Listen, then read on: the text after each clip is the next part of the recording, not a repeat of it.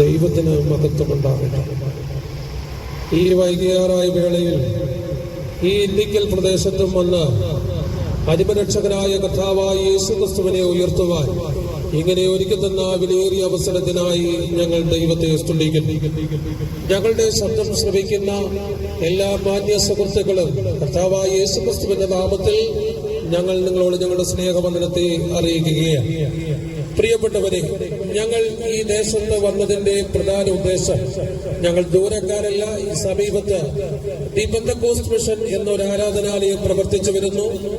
ഇന്നത്തെ ഈ കാലഘട്ടത്തിന്റെ ദയനീയമായ അവസ്ഥകളെ മനസ്സിലാക്കിയിട്ട് ഇന്നത്തെ ലോകം ഇന്നത്തെ ലോകത്ത് അതേ ജനവർഗം ഏത് നിലയിലേക്ക് യാത്ര ചെയ്യുന്നു എന്നൊരാകത്തുക ഇന്ന് ലോകത്തിൽ നിന്ന് നടക്കുന്ന സംഭവങ്ങളോടുള്ള ബന്ധത്തിൽ മനസ്സിലാക്കിയിട്ട് മദ്യം, മയക്കുമരുന്ന് തുടങ്ങിയതായ ലഹരി പദാർത്ഥങ്ങളുടെ വിമോചനം എങ്ങനെ പ്രാപിച്ചെടുക്കാമെന്ന് തിരുവഴുത്തിൽ കൂടെ ചില ആശയങ്ങൾ അറിയിക്കുവാനും ഞങ്ങൾ നിങ്ങൾക്കായി ഒരു മുന്നറിയിപ്പായി ഓർമ്മിപ്പിക്കുവാനുമായിട്ടാണ് ഞങ്ങൾ ഈ പ്രദേശത്ത് ആയിരിക്കുന്നത്. ദൈവത്തിന്റെ മഹത്വം.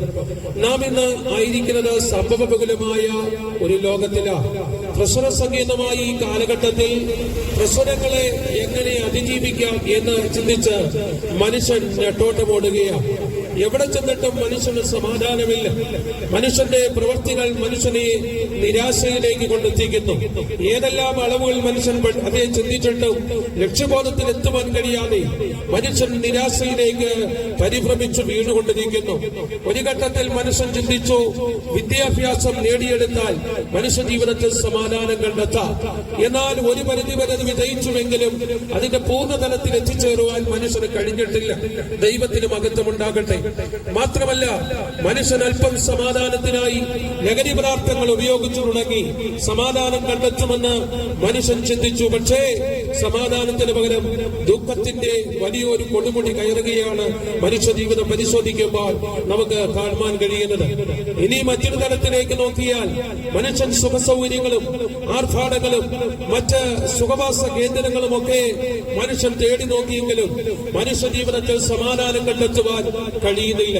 പ്രിയ മാന്യ സുഹൃത്തുക്കളെ, ദേശനിവാസികളെ, ഇന്നേക്ക് 2024 വർഷങ്ങൾക്കപ്പുറം യെരൂശലേം തെരുവീതിയിൽ ജീവിച്ച് മാനവരാശിക്ക് വേണ്ടി സമാധാനം വിളിച്ചോതിയ നസ്രയനായ യേശുക്രിസ്തു തിരുവായി മൊഴിഞ്ഞ ഒരു വാക്യശകലം ഈ സത്യവേദ പുസ്തകത്തിൽ കൂടെ പറയുന്നു.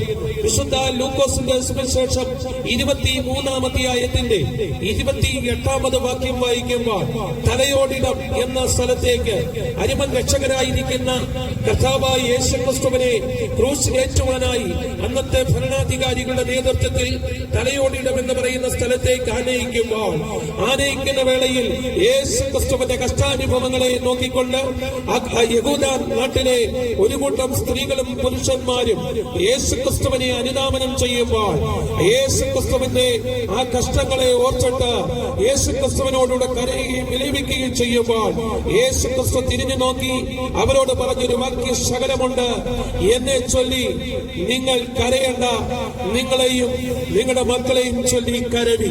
ദൈവത്തിന് മഹത്വമുണ്ടാകട്ടെ. പ്രിയ സ്നേഹിതരെ, ജാതി, മത, വർണ്ണ, വർഗ വ്യത്യാസമെന്നേ, വലിയവർ ചെറിയവർ വ്യത്യാസമെന്നേ, ഇന്ന് എല്ലാ കുടുംബങ്ങളിലും അലയടിക്കുന്ന ഒരു പ്രശ്നമാണ് മദ്യം, മയക്കുമരുന്ന് തുടങ്ങിയ ലഹരി പദാർത്ഥങ്ങൾ. മാനവരാശിയെ ഇന്ന് കാർന്നു തിന്നുന്ന ഒരു നാശകരമായ രോഗമായി തീർന്നുകൊണ്ടിരിക്കുന്നു. ഭരണാധികാരികൾ പോലും കൈമലർത്തുന്നു. എന്തിനേറെ പറയുന്നു, നമ്മെ നിയന്ത്രിക്കുന്ന സുരക്ഷാ സേനകൾ പോലും, പോലീസ് ഉദ്യോഗസ്ഥർ തുടങ്ങി അതിരായ ഉദ്യോഗസ്ഥന്മാർ പോലും ഇന്ന് ഈ ഒരു പ്രശ്നത്തിൽ വളരെ തലപുകച്ചുകൊണ്ടിരിക്കുന്നു. എവിടെ നോക്കിയാലും ഇന്ന് അരാജകത്വം കൊടികുത്തി വാഴുകയാണ്. എന്താണ് ഇതിന്റെ പ്രശ്നങ്ങൾക്ക് കാരണം? പ്രിയരെ, ഈ പ്രശ്നങ്ങൾക്ക് കാരണം മനുഷ്യന്റെ പാപമാണ്. മനുഷ്യനെ പാപം കാർന്നു പിടിക്കുവാൻ തുടങ്ങി. ലക്കുകെട്ട ഒരു വല്ലാത്ത അവസ്ഥയിലേക്ക് ലഹരി പൂണ്ട് ആടിപ്പോകുന്ന മനുഷ്യനെ പോലെ ഇന്ന് ഈ കൊച്ചു കേരളം ആടി ഉലഞ്ഞുകൊണ്ട് നിൽക്കുന്നു. എങ്ങോട്ട് നോക്കിയാലും ഗാർഹിക പീഡനം. ദൈവത്തിന് സ്തോത്രം. ഇത് എത്രയെത്രയോ പീഡന വാർത്തകളാണ് മാധ്യമങ്ങൾ കൂടെ നാം ശ്രദ്ധിക്കുന്നത്. ദൈവത്തിന് മഹത്വം ഉണ്ടാകട്ടെ. നാം സ്നേഹിക്കുകയും നമ്മെ സ്നേഹിക്കുകയും നാം ആദരിക്കുകയും നമ്മെ ആദരിക്കുകയും ചെയ്യുന്ന ശ്രേഷ്ഠ പ്രമുഖന്മാർ പോലും ഈ വിഷയങ്ങളിൽ ഇന്ന് ആടി ഉലഞ്ഞുകൊണ്ടിരിക്കുന്നു. ഈ പ്രശ്നമായ സങ്കീർണത ഇന്ന് ലോകത്തെ അതേ അടിപൊളിയായി മാറ്റിക്കൊണ്ടിരിക്കുമ്പോൾ, മനുഷ്യൻ സമാധാനമില്ലാതെ തേങ്ങുമ്പോൾ, ഇതാ സമാധാനത്തിന്റെ സന്ദേശവുമായി ഈ കവലയ്ക്കൽ ഞങ്ങൾ എത്തിയിരിക്കുന്നു. പ്രിയ സ്നേഹിത, ഇന്ന് നിങ്ങൾ സമാധാനം അനുഭവിക്കുന്നുവോ? പ്രിയ സ്നേഹിത, ഇന്ന് നിങ്ങൾ സന്തോഷം അനുഭവിക്കുന്നുവോ? പ്രിയ മാതാവേ, പ്രിയ പിതാവേ, പ്രിയ യൗവനക്കാര, ഇന്ന് നിങ്ങൾ സമാധാനം അനുഭവിക്കുന്നുവോ? എന്നാൽ ഞങ്ങൾ വിളിച്ചു പറയുന്നു, സമാധാനത്തിന്റെ പുരുഷനും അതേ ലോകരക്ഷിതാവുമായ കർത്താവായ യേശു ക്രിസ്തുവിനെ ഈ ബൈബിളിൽ കൂടെ നമുക്ക് ഗ്രഹിക്കാൻ കഴിയുന്നു. ഈ സത്യവേദപുസ്തകം ഒരു മതഗ്രന്ഥമല്ല, ഒരു രാഷ്ട്രീയ ഗ്രന്ഥമല്ല. ഈ വേദപുസ്തകം ഒരു സംഘടനയുടെ മാത്രമല്ല. ഈ വേദപുസ്തകം സകല ജനാചരങ്ങളോടുള്ള ദൈവത്തിന്റെ തിരുവെഴുത്തുകളാണ്, ദൈവിക സത്വർത്തമാനങ്ങളാണ്. യേശു ക്രിസ്തു ഒരു മതത്തിന്റേത് മാത്രമല്ല, മുഴുവൻ മാനവരാശിയുടെയും കൂടെയാണ്. ഈ ബൈബിളിൽ കൂടെ കർത്താവായി യേശു ക്രിസ്തുവിനെ പരിചയപ്പെടുത്തുമ്പോൾ അതിന്റെ രക്തചുരുക്കമായി ഞങ്ങൾ നിങ്ങളെ ഓർമ്മിപ്പിക്കാം. ഒന്ന്, യേശു ക്രിസ്തു മാനവരാശിയുടെ രക്ഷയ്ക്കായി താണലോകത്തിലേക്ക് ഇറങ്ങി വന്നു.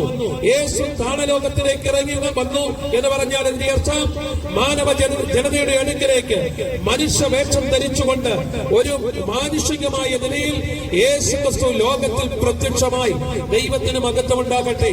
യേശു ക്രിസ്തു ലോകത്തിൽ പ്രത്യക്ഷമായത് എന്തിന് എന്ന് ചോദിച്ചാൽ, മാനവരാശിയെ വീണ്ടെടുക്കുവാൻ, അവന്റെ പാപ സ്വഭാവങ്ങളിൽ നിന്ന് അവനെ വീണ്ടെടുക്കുവാൻ, അവന് സമാധാനം നൽകുവാൻ, അവന് സ്വസ്ഥത നൽകുവാൻ, അവന്റെ കണ്ണിനെ കണ്ണുനീർ തുടയ്ക്കുവാൻ യേശു ക്രിസ്തു ലോകത്തിൽ അവതരിക്കപ്പെട്ടു.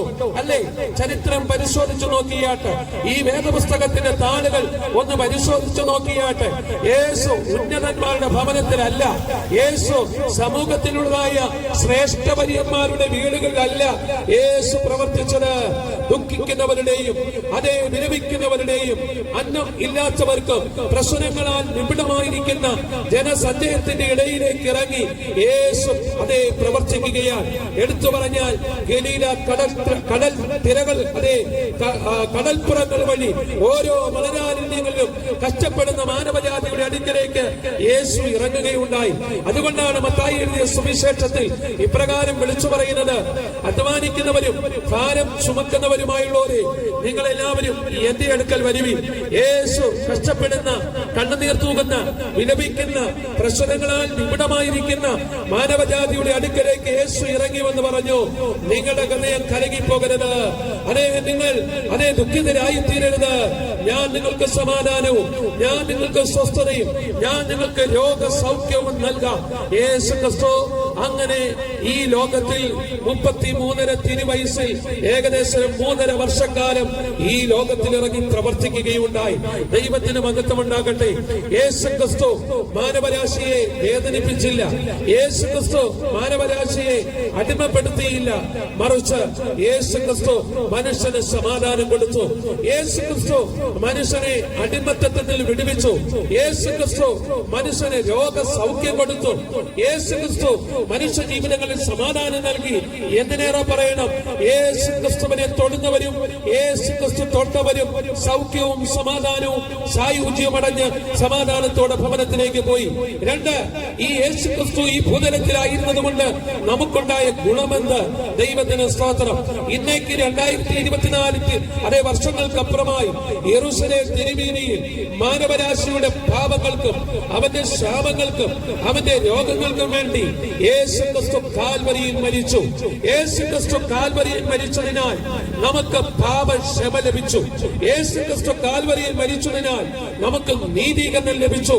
യേശു ക്രിസ്തു കാൽവരിയിൽ മരിച്ചതിനാൽ നമുക്ക് സമാധാനം ലഭിച്ചു. നമ്മുടെ സമാധാനത്തിനായുള്ള ശിക്ഷ അവൻ നമുക്ക് വേണ്ടി വഹിക്കുകയുണ്ടായി. ദൈവത്തിന് മഹത്വം ഉണ്ടാകട്ടെ. എന്തിനായി യേശു ക്രിസ്തു ലോകത്തിലേക്ക് വന്നു? 3, മാനവജാതിയെ നിത്യനരകാഗ്നിയിൽ നിന്ന് വിടുവിക്കുവാൻ, നിത്യമായ മരണത്തിൽ നിന്ന് വീണ്ടെടുക്കുവാൻ, നിത്യമായ നാശത്തിൽ നിന്ന് വീണ്ടെടുക്കുവാൻ യേശു ലോകത്തിലേക്ക് കടന്നു വന്നു. യേശു ക്രിസ്തുവിന്റെ കാൽവരി മുഖേന അതേ നമുക്കുണ്ടായ അനുഗ്രഹങ്ങൾ ഈ അനവധി പറയുവാൻ കഴിയും പ്രിയ സ്നേഹിതരെ. അതുകൊണ്ട് യേശു ക്രിസ്തു ഒരു മത നേതാവല്ല, യേശു ക്രിസ്തു ഒരു രാഷ്ട്രീയ നേതാവല്ല, യേശു ക്രിസ്തു അഖിലാണ്ടത്തിന്റെ സൃഷ്ടാവായ ദൈവമാണ്. ജാതിയെന്നോ മതമെന്നോ വർണ്ണമെന്നോ വ്യത്യാസമില്ലാതെ യേശു ക്രിസ്തുവിലേക്ക് ആരടുക്കൽ വരുന്നുവോ അവർക്ക് യേശു ക്രിസ്തു ഒരു സമീപസ്ഥനാണ്. യേശു ക്രിസ്തു അവർക്ക് സമാധാന പുരുഷനാണ്. യേശു ക്രിസ്തു അവർക്ക് അതേ അവരുടെ തെല്ലും ആശങ്കകളെ അകറ്റുന്നവനാണ്. ദൈവത്തിന് മഹത്വം ഉണ്ടാകട്ടെ. ഈ ക്രിസ്തുവിന്റെ ക്രൂശ് മരണം മാനവജാതിയുടെ രക്ഷയാണെങ്കിൽ യേശു ക്രിസ്തുവിന്റെ വായിൽ നിന്ന് വീണ ഈ തിരുവെഴുത്തുകൾ സുവിശേഷങ്ങളെ കുറിച്ച് നാം ബൈബിൾ കൂടെ പഠിക്കുമ്പോൾ അനേക യാഥാർത്ഥ്യങ്ങൾ നമുക്ക് പഠിക്കുവാൻ കഴിയും. ഈ തിരുവെഴുത്തുകളെല്ലാം വിശ്വാസയോഗ്യമാണ്. ദൈവത്തിന് മഹത്വം ഉണ്ടാകട്ടെ. ഈ ബൈബിളിൽ രേഖപ്പെടുത്തിയിരിക്കുന്ന വിഷയങ്ങൾ ഏകദേശം 1600 പരം വർഷങ്ങൾ അതേ പഴക്കമുള്ള അല്ലെങ്കിൽ 1600 വർഷത്തെ ചരിത്രങ്ങൾ അതേ രേഖപ്പെടുത്തിയിരിക്കുന്നതാണ് ഈ വിശുദ്ധ വേദപുസ്തകം. ഏകദേശം 40 പരം എഴുത്തുകാരാൽ രചിക്കപ്പെട്ടതാണ് ഈ വേദപുസ്തകം. ദൈവത്തിന് മഹത്വം ഉണ്ടാകട്ടെ.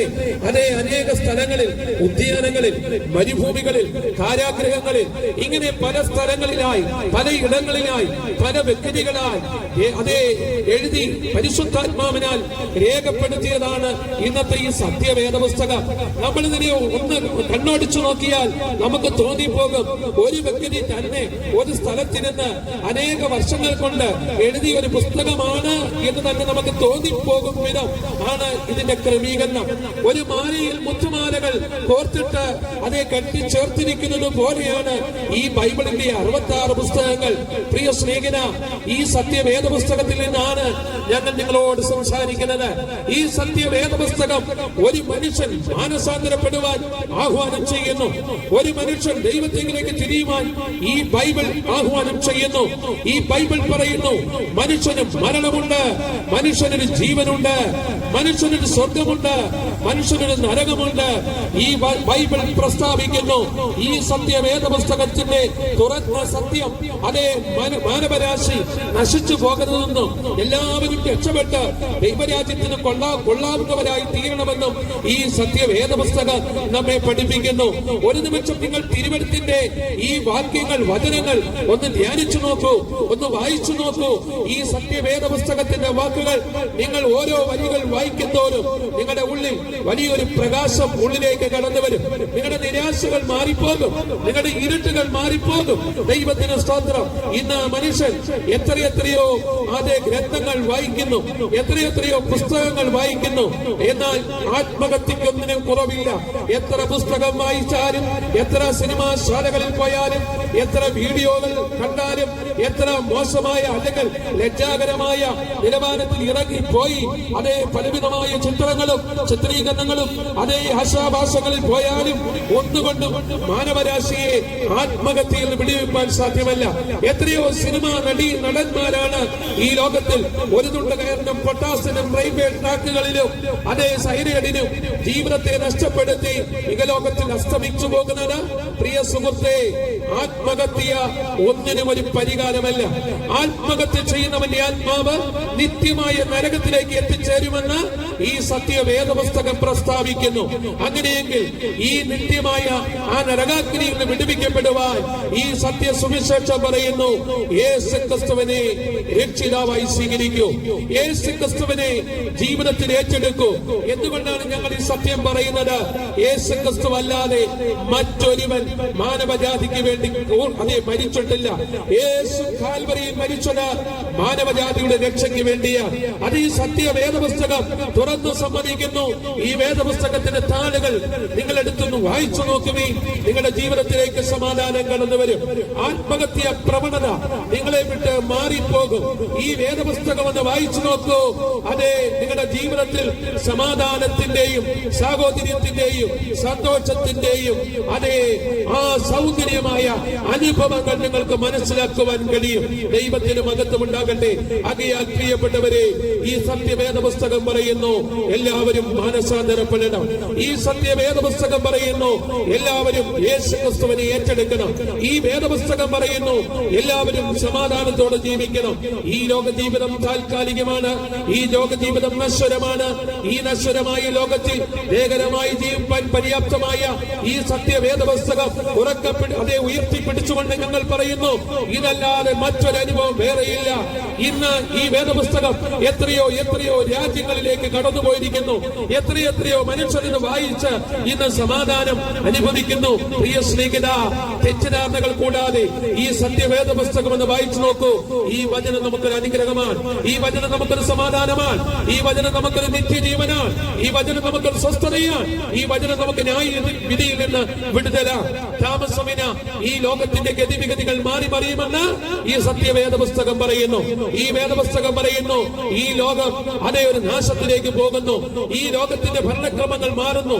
ഈ ലോകത്തിന്റെ അതേ പ്രതിഭാസങ്ങളെല്ലാം തന്നെ മാറുന്നു. ഈ ലോകത്തിന്റെ അതേ ഭരണകൂടങ്ങളും ഈ ലോകത്തിന്റെ ആ പ്രകൃതിയുടെ പ്രതിഭാസങ്ങളും മനുഷ്യ ജീവിതങ്ങളും എല്ലാം തന്നെ മാറി മറിയുമെന്ന് ഈ സത്യവേദ പുസ്തകം പറയുന്നു. അതെ, ഇന്ന് എത്ര അടിവരയിട്ടത് സമ്മതിക്കണം. ശാസ്ത്ര ലോകവും അത് തന്നെ സമ്മതിച്ചു പോകുന്നു. ദൈവത്തിന് മഹത്വം ഉണ്ടാകട്ടെ. ആകയാൽ പ്രിയ സ്നേഹിത, ഇന്നല്ലെങ്കിൽ നാളെ എനിക്കും നിങ്ങൾക്കും ഒരു മരണമുണ്ട്. ഈ വിലയേറിയ അതേ ആത്മാവ് നിന്റെ ഉള്ളിൽ കുടിയിരിക്കുന്ന ഒരാത്മ മനുഷ്യനുണ്ട്.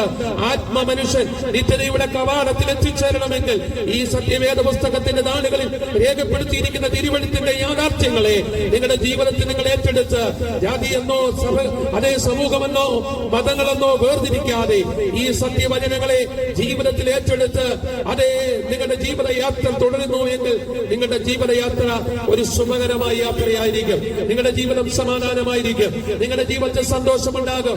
ആത്മഹത്യ പ്രവണതയിൽ നിന്ന് വിടുതൽ പ്രാപിക്കുവാൻ കഴിയും. ദൈവത്തിന് മഹത്വം ഉണ്ടാകട്ടെ. ഈ സത്യവേദ പുസ്തകം വായിച്ചു തുടങ്ങുമ്പോൾ നിങ്ങൾക്ക് ലഹരി പദാർത്ഥങ്ങളിൽ നിന്നൊരു വിടുതൽ ഉണ്ടാകും. അതേ, നിങ്ങളുടെ കുടുംബത്തിൽ സമാധാനം ഉണ്ടാകും. നിങ്ങളുടെ മക്കളുടെ സ്വഭാവങ്ങൾക്ക് വ്യത്യാസം സംഭവിക്കും. അതേ, ഈ ലോകത്തെ അതേ കാർന്ന് തിന്നുമുടിക്കുന്ന ഈ ലഹരി സ്വഭാവങ്ങൾ, ഈ ലഹരി അതേ പൈശാചിക ശക്തിയിൽ നിന്ന് നിങ്ങളുടെ കുടുംബങ്ങൾ വിമോചനത്തിലായി തീരും. മാത്രമല്ല, നിങ്ങളുടെ വിലയേറിയ ആത്മാവ് ആ നിത്യതയിൽ കർത്താവിനോടുകൂടെ യുഗായുഗമായി വാഴുന്ന ഒരു സുന്ദര ശോഭനമായ നാളുകളുണ്ട് എന്ന് ഈ സത്യവേദ പുസ്തകം പറയുമ്പോൾ വരുവാൻ പോകുന്ന ന്യായവിധിയിൽ നിന്നും വിടുതൽ പ്രാപിപ്പാൻ ഈ സത്യവേദ പുസ്തകം ബുദ്ധി ഉപദേശിക്കുന്നു. ആകയാൽ ഞങ്ങളുടെ സമയക്കുറവുകൾ ഉള്ളതുകൊണ്ട് ഞങ്ങളുടെ വാക്കുകളെ അവസാനിപ്പിക്കുമ്പോൾ ഒന്ന് രണ്ട് വാക്കുകൾ പറഞ്ഞ് അവസാനിക്കട്ടെ. പ്രിയ സുഹൃത്തെ, ഒരു സ്വർഗമുണ്ട്, ഒരു നരകമുണ്ട്. സ്വർഗാദി സ്വർഗത്തിൽ കർത്താവിനോടുകൂടെ നീണ്ട നാൾ വാഴുവാൻ, കർത്താവിനോടുകൂടെ വസിക്കുവാൻ, അനന്തമായി വാഴുവാൻ ബൈബിൾ പ്രത്യാശിക്കുന്ന ഒരു സത്യവാക്യമുണ്ട്. അതേ, അനേക വചനങ്ങളുണ്ട്. അതിൽ പ്രധാനമായ ഒരു വചനമാണ് കർത്താവ് താൻ ഗംഭീരനാദത്തോടും പ്രധാന ദൂതന്റെ ശബ്ദത്തോടും ദൈവത്തിന്റെ കാഹളത്തോടും കൂടെ സ്വർഗത്തിൽ ഇറങ്ങി വരുമ്പോൾ ക്രിസ്തുവിൽ മരിച്ചവർ മുമ്പേ ഉയർത്തെഴുന്നേൽക്കും. പിന്നെ ജീവനോട് ശേഷിക്കുന്നവരായ നാം രൂപാന്തരപ്പെടും. ഈ വചനങ്ങളെ കൊണ്ട് അന്യോന്യം ആശ്വസിച്ചുകൊള്ളി. മരണശേഷം ഒരു ജീവിതമുണ്ട്. മരണശേഷം ഈ ലോകത്തിൽ എല്ലാം അവസാനിക്കുന്നില്ല. ഒരു മനുഷ്യന്റെ മരണശേഷം അവനൊരു ജീവിതമുണ്ട്. ആ ജീവിതം എങ്ങനെയായിരിക്കും? അവനവൻ ശരീരത്തിരിക്കുമ്പോൾ ചെയ്തത് നല്ലതാകിനും തീയതാകിനും അതിന് തക്കവണ്ണം പ്രതിഫലം പ്രാപിക്കേണ്ടതിന് നാം എല്ലാവരും ക്രിസ്തുവിന്റെ ന്യായാസനത്തിന് മുമ്പാകെ വെളിപ്പെടേണ്ടതാകുന്നു. ഈ ഭൂമിയിൽ നീതി പ്രവർത്തികൾ ചെയ്ത് കർത്താവിനെ ജീവിതത്തിൽ ഏറ്റെടുത്ത് രക്ഷകനായി യേശുവിനെ ഹൃദയത്തിൽ കരുതി അനുഗ്രഹിതമായ ഒരാത്മിക ജീവിതം ചെയ്യുന്ന പക്ഷം ഈ ബൈബിൾ, ഈ സത്യവേദ പുസ്തകം പറയുന്നു മരണശേഷം അതേ നിങ്ങൾക്കൊരു ശുഭദിനങ്ങളുണ്ട്, ശുഭനാളുകളുണ്ട്, ഒരു ശുഭഭാവിയുണ്ട്. ഈ ലോകത്തിന്റെ ഭരണം ഏൽക്കുവാനായി കർത്താവായ യേശു ക്രിസ്തു ഇതാ താമസമിന വെളിപ്പെടുവാൻ പോകുന്നു. ആ നല്ല നാളേക്കായി ഈ സത്യവേദ പുസ്തകത്തിൽ കൂടെ, ഈ സുവിശേഷത്തിൽ കൂടെ ഞങ്ങൾ നിങ്ങളെ ആ നല്ല നാളേക്ക് സ്വാഗതം ചെയ്തുകൊണ്ട് ഞങ്ങൾ ഞങ്ങളുടെ വാക്കുകളെ അവസാനിപ്പിക്കുന്നു. ഞങ്ങളുടെ ശബ്ദം കേട്ട മാന്യ സുഹൃത്തുക്കളെ, യേശു നിങ്ങളെ വിളിക്കുന്നു, യേശു നിങ്ങളെ സ്നേഹിക്കുന്നു, യേശു നിങ്ങൾക്കായി കരുതുന്നു, യേശു നിങ്ങളുടെ പ്രശ്നങ്ങൾക്ക് പരിഹാരം നൽകുന്നു. ആ യേശു ക്രിസ്തു നിങ്ങൾക്ക് സമാധാനം തരുന്നു. ആ യേശു ക്രിസ്തു നിങ്ങളെ സൗഖ്യമാക്കുന്നു. നിങ്ങളുടെ ഹൃദയം കലങ്ങിപ്പോകരുത്. അതെ, എന്നെ ചൊല്ലിക്കരയേണ്ട, നിങ്ങളെയും നിങ്ങളുടെ മക്കളെയും ചൊല്ലിക്കരവി. ഇല്ല, കരയേണ്ട നാളുകളല്ല, നീ സന്തോഷിക്കേണ്ട നാളുകളായിരിക്കുന്നു. അതെ, അതായത് യേശുവിനെ ഹൃദയത്തിൽ കരുതിയാൽ നിങ്ങളുടെ ജീവിതം സമാധാനത്തിലേക്ക് പ്രവേശിക്കും. ആ സുദിനങ്ങൾക്കായി, ആ നല്ലൊരു സമാധാന ജീവിതത്തിനായി നിങ്ങളെ ആഹ്വാനം ചെയ്തുകൊണ്ട് ഞാൻ എന്റെ വാക്കുകളെ അവസാനിപ്പിക്കുന്നു. കർത്താവ് അവരെയും അനുഗ്രഹിക്കുമാറാകട്ടെ.